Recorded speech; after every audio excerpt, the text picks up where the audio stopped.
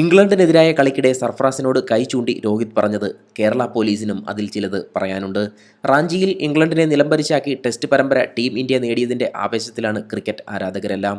ബേസ്ബോളിൻ്റെ വീര്യവുമായെത്തിയ ഇംഗ്ലണ്ടിനെ ഒരു ടെസ്റ്റ് ശേഷിക്കെയാണ് പരമ്പര 3-1 രോഹിത്തും സംഘവും ചേർന്ന് സ്വന്തമാക്കിയത്.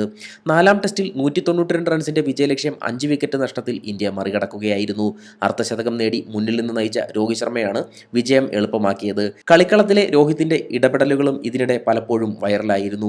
ഇക്കൂട്ടത്തിൽ ഏറ്റവും പുതിയ ഒരു വീഡിയോ ആണ് കേരള പോലീസ് ഇപ്പോൾ സോഷ്യൽ മീഡിയ പേജിലൂടെ പങ്കുവച്ചിരിക്കുന്നത്.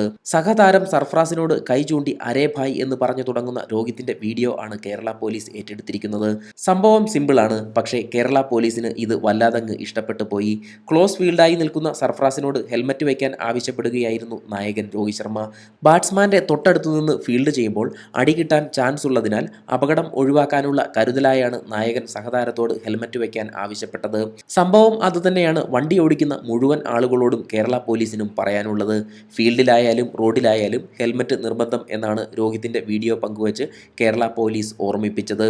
വീഡിയോ എന്തായാലും വൈറലാവുകയാണ്.